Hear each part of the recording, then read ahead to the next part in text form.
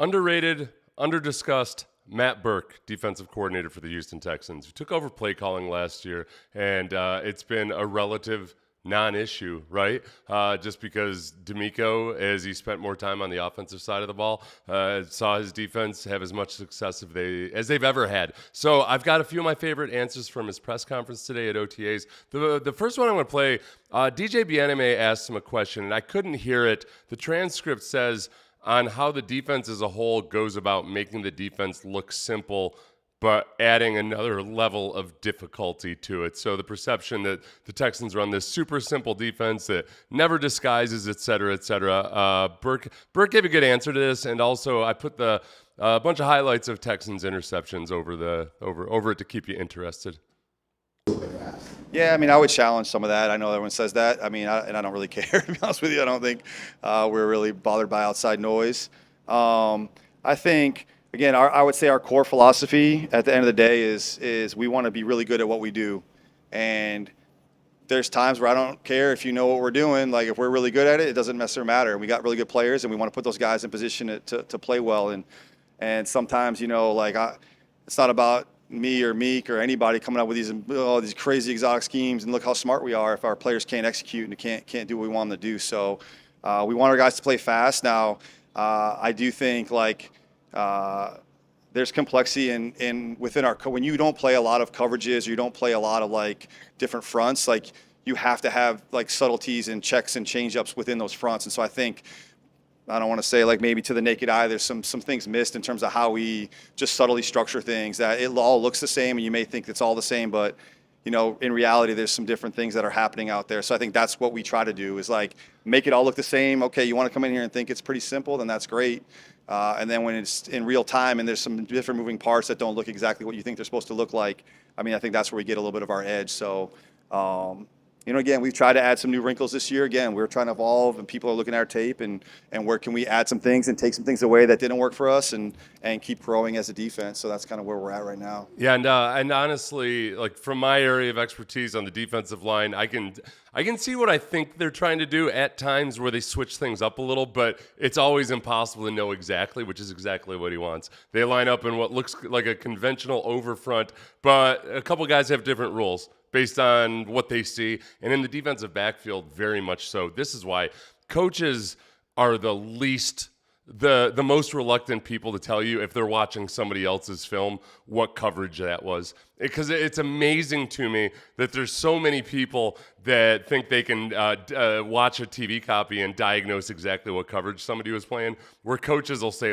well, I know it looks like it's cover 2, but there could be 3 different rules that the safety is following, and the Texans do a really good job with that. When they pattern match, which is where you're gonna pick up routes based on which patterns you see, and there's a million different ways they can tweak that, and the Texans do a really good job of doing that. And what happens is something that looks simple on the surface ends up being that much more of an ambush when you tweak it a little bit. The Seahawks are also really good at doing that. So I don't worry as much. I myself get a little disgruntled because I'll hear people say, well, the Texans defense is bound not to last because teams are going to figure them out, or, well, they just have such incredible athletes and that's why they execute so well. That secondary, the secondary has 1 first rounder in it, those guys have coached the hell out of those guys. The players themselves have played up above what people's expectations were. But at some point, you got to give Matt Burke and D'Amico Ryan some credit. Off my soapbox I go. This is Matt Burke when asked about Kayden McDonald and the rookie defensive lineman. How are they doing? I put in clips of Tommy Togiai, and I think I put in Sheldon Rankins. And just watch those guys play as Matt Burke's talking what he's talking about, and I'll show you a couple examples of how the Texans operate differently on the defensive line than some other defensive lines do. Yeah, well, we coach them hard. We coach all those guys hard. Rod and Frank do a great job in that room. I would say even Kayden specifically, but all those guys, our techniques are different. Kayden hasn't played our style, didn't play it in college. So I think it's, and really for all the new guys we bring in the D-line specifically, it's just a retraining of this is our technique, this is our stance, this is how we get off, this is our mindset of attack. We don't read blocks. So just almost a little bit of like deprogramming and then building back up to like, this is our style and how we play. And so, the rookies are fortunate. They get extra time on the field and in the classroom, obviously. So just the continual repetition. I mean, that's kind of really for all of our defense, especially up front. Like Kayden's just getting reps, like just individual reps. Like how many times can you get in a stance over the next 3 months and get off the ball the way we want you to get off the ball? How many times can you throw your hands and launch the way we're asking you to launch? How can you attack this block? How can you get into your rush the way we want you to get in your rush? Like it's just a massive repetition of just like over and over and over again and just drilling that into him. So, at the end of the day, like we don't want our D-line thinking a lot. So, when you get on the field, like it's a 10,000 reps type thing, right? The more that it's become a natural movement for you and that's just what you do. I can get my hand down in the dirt. I can line up where I'm supposed to line up and I can get off and do the things that I want to do and play the style that we want to play. Like you just have to just bank all those reps. So I think he's going through that process right now, just like eating reps, whether it's an individual, it's pre-practice, post-practice, in the walkthrough room. It's just can we just overload him from a rep standpoint and see where we can get him up to speed as quick as possible. Yeah, no, and I think with Kayden McDonald, that's a normal transition for a lot of these guys. And it's funny because he comes from a defense that was coached by Matt Patricia, and they did some things in that scheme where they do just had him get off the line of scrimmage and go. But there's kind of two different styles of play, very broadly categorized with lots of differences. I would say there's read and react, and there's attack. And I'll show you an example as I bring up the everybody's favorite, the Seth Payne pointer. I'll show you some examples of like the Steelers are a team that is in more read and react mode most of the time. If we look at this 4-eye technique right here, and you watch him, he's gonna be reading this offensive tackle instead of just firing off hell bent for leather. So there we go. So he reads, feels that double team, and then if you go back to the right 4-eye, this guy's doing the same thing. He's not firing off the ball all that quickly. He's reading, seeing the guards coming out, but not getting a lot of vertical penetration. Don't pay attention to the nose tackle. He's on a stunt here, so he's not playing a read and react technique. If you go to the Texans and how they typically operate, it might be subtle if you haven't watched a whole lot of defensive line play, but you look at this 2-eye technique and it looks like, oh, okay, is he reading this guard here? Not really. He's going to fire off straight up field. And, Matt Burke said we don't read blocks. I mean, they read blocks, but they do it on the fly. They want to fire off the ball and then read as they go. And so you see the first step of Naquan Jones there is boom, upfield, and then the guard enters his face. But he's getting more vertical penetration. And then he gets the danger in this is as he's doing that, he gets really extended. And this is what offenses will try to do is, okay, offers up his kidneys for the center there, and you can get knocked out. If you look at Tommy Togiai over on the right side, like Matt Burke will say, we don't read blocks. He reads us. We don't read and react. He fires off the ball, but as he's firing off the ball, okay, he sees that the guard's coming out, and then he does a good job of diagnosing the play. Tommy does a great job on this play. Ducks his head inside, throws back, boom. So two different styles of play. They both did a good job versus the Patriots on that. So not one is better or worse, but you got to be sure you're playing the scheme that you're in.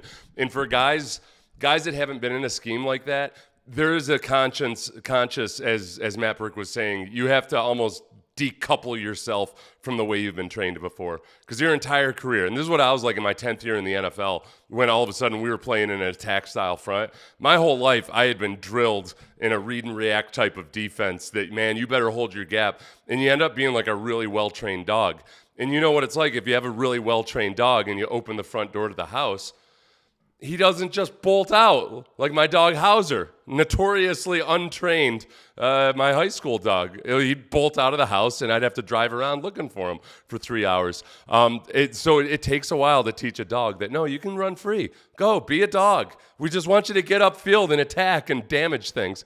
And it's why Texans defensive tackles, it's one of the reasons they tend to do better statistically when they get here. A lot of guys who have the best statistics of their career when they're here because they're unleashed to play out the dog metaphor.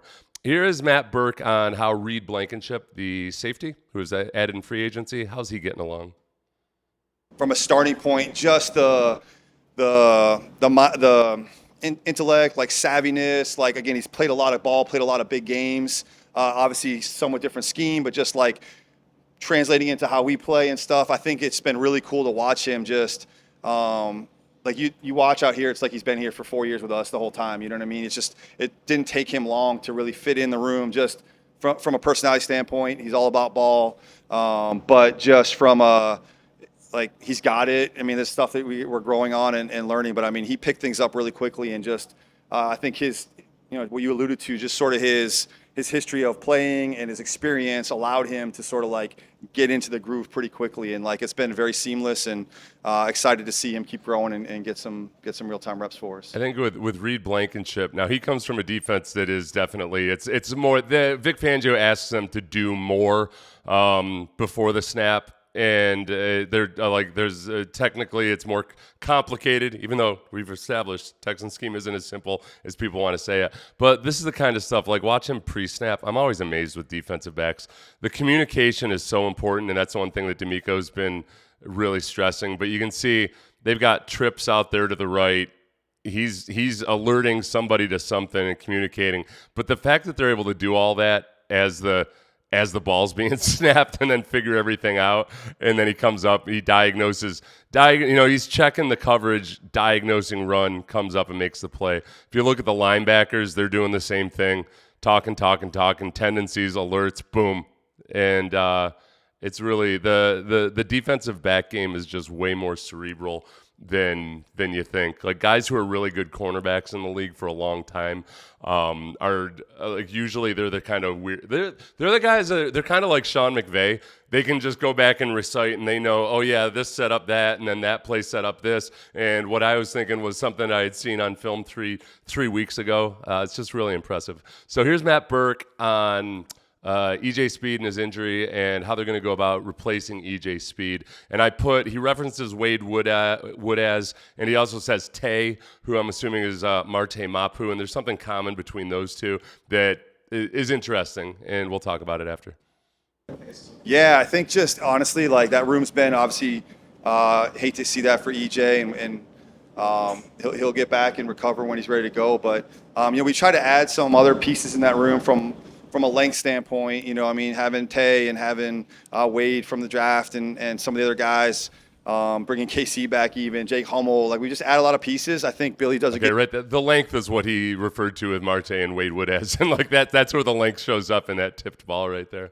Job of cross training those guys. Again, we play mostly nickel, so we have a lot of like 2-down backer sets. So we're putting guys. Honestly, I think every person in that room has played Mike and Will for us.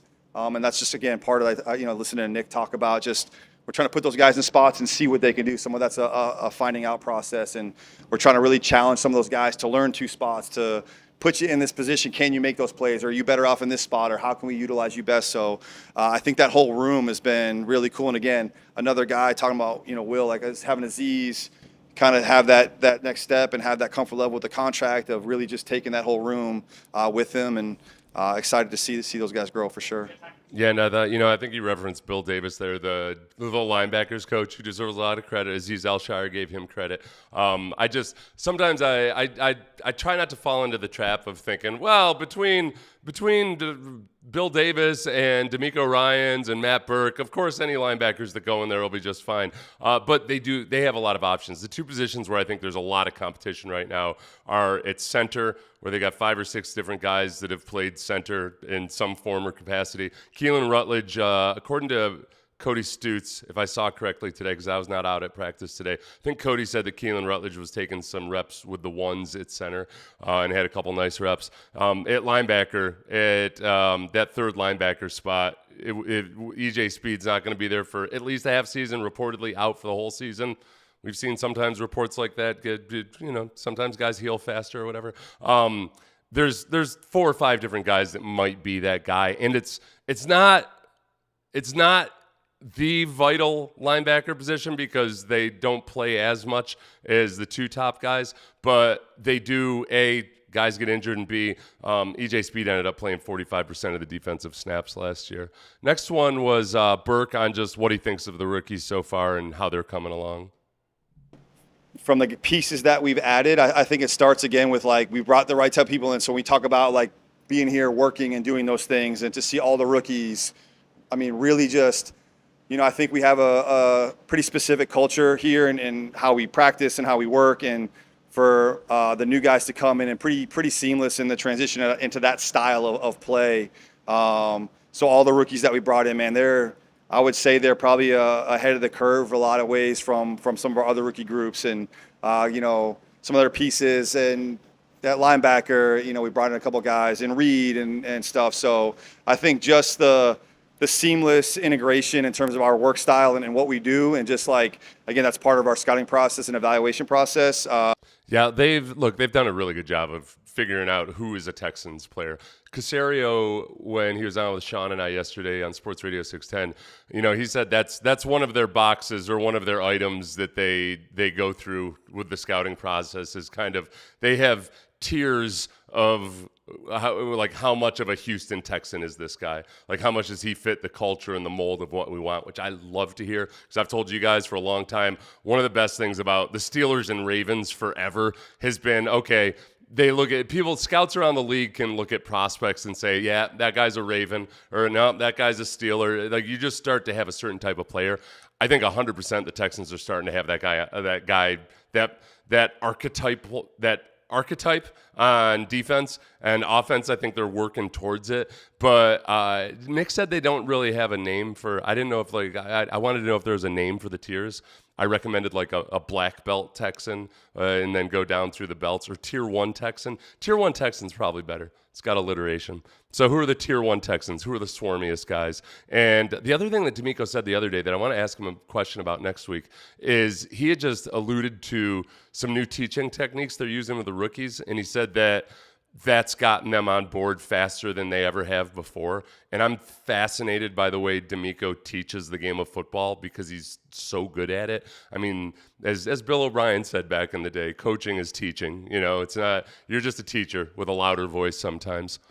Other than my 7th grade social studies teacher, gave me detention, had to miss a wrestling match. This is Matt Burke on the self-scout. Let me see how this was asked exactly, because this was inaudible at the beginning, but I know it was the first question. If I look through the transcripts, that's Nick Cayley's transcripts. I'll get to him later today, hopefully. So, damn it. All right, this is something about themselves. This is about, the question was, I remember it from my own noggin. Offenses now have tape on the defense, so how do you combat all these offenses out there looking at your prodigious effort from last year? Matt Burke had a very good answer. Wait, not this one? Yeah, I mean, I would challenge some of that. There we go. Yeah, I mean, I think, we have the same tape, so we watched all the same stuff, and I think that was probably one of our approaches from the offseason, of saying, okay, like, everyone's going to look at this tape and the whole collective season of what we put on film and how we played, and where can we shore some things up that even maybe in the season didn't affect us, or man, like, oh, they didn't find that there, but that's there. Can we close that little gap, or can we change this up, or can we present something different? So I would say that was probably our whole approach from the offseason, from when we got back in the building post Super Bowl, just saying, like, okay, like, where do we, not worried about what those people are doing, but like, where do we get better, or where do we make this scheme even tighter? So that's kind of what we've been doing as we go through this process. Okay, so there's one cool thing the Texans do, which a lot of teams do. It's not, they didn't invent it or anything, but like on defense, they have Bill Lazor, who's spent his career as an offensive coordinator and a quarterback's coach. He actually works with the defense, and he's kind of the guy that, some people call it a red team. This goes back to Soviet days when you'd be planning hypothetical battles versus the Soviets in the military, not in football. And the red team would be, okay, what would the Soviets do? And they try to poke holes in your battle plan. So for Bill Lazor, he's their red team, and he tries to figure out, okay, how would I attack this if I were an offensive coordinator? What have I seen in recent weeks that I think I could exploit and all that? So you try to think like the enemy. Like Bill Lazor, my former teammate, he was a senior quarterback at Cornell, set all kinds of records. Back when we played normal football, Not this high flying spread. All his records have been obliterated. But he's that guy for them. So a whole lot of self scouting going on. One of you guys made a good point when we were talking about the simplicity of the defense. For something so simple, OCs seem to struggle to keep up. That's where there's a great story on a podcast that Jordan Rodriguez did about Kyle Shanahan and Sean McVay, kind of that coaching tree, the mini tree from the old Shanahan and Kubiak. But it was about when Robert Saleh first got to San Francisco, and Saleh was asking, or Shanahan was asking Saleh about some of the things they had done when Saleh was up in Seattle. And I can't remember which coverage it was, but it was basically Saleh was saying, "Oh yeah, no, what you think is cover 3, that was just cover 1 for us." And Shanahan, who'd been studying it and trying to figure it out and everything, really simple look, right? Oh, that old Seahawks cover 3. Saleh was like, "Nope, that's not what like in this particular situation. Nope, that was never cover 3. We made it look like cover 3." And Shanahan's one of the smartest guys in the business. That's why, and studies the tape and tries to figure things out. So that's why you got to be really careful and just looking at it and thinking, "Well, they're lined up in cover 3, so clearly it's cover 3." So it's just more. There's levels to this, man. There's levels. They don't want you to know about them. There's some more retired row. There's so much more to this game than the average fan realizes. My head is reeling trying to keep up. I'll be playing this over and over until it clicks for me. Oh, feel free to play it over and over again, retired row. But also, don't stress too much about it. At the end of the day, it's just it's like anything. It's big guys hitting each other, and it's fun to watch. You'll drive yourself crazy trying to learn everything about football. That's why Bill Belichick still works a 14-hour day, because he's trying to learn. Everything he can. I was reading an NFL report on the 7 teams that needed help. They listed the Browns, listing Titus Offsides Howard. Thank you for the live, Seth. How do you think the secondary of the D-line compares to the rest of the league, respectively? That's interesting. I'd say I saw Chris Long. Chris Long ranked the top 5 defensive lines. He had the Texans 5th. And this is where it gets tough, because if you're looking at, all right, look, the Texans have 2 of the premier edge rushers in the league. It feels like that should lift it up enough on its own. But then you look over at the Rams, and the Rams have quantity, but then they now have Myles Garrett as well. The Seahawks are more of I don't want to call them no name, but it's less glitz to them, but they do what they do really well. I haven't thought long and hard about it, other than to say they're top 5 in defensive line, and I'd say number 1 secondary, especially with Reed Blankenship now.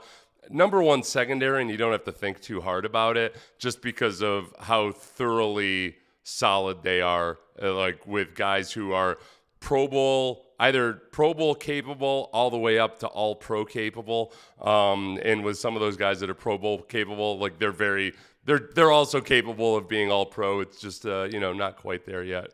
Kayden Bullock is who I'm thinking of there. Kayden Bullock gets a lot of love from defensive people around the league. A lot of people look at him as like, hey, this is a guy that, I don't hear his name enough. He's really, really good.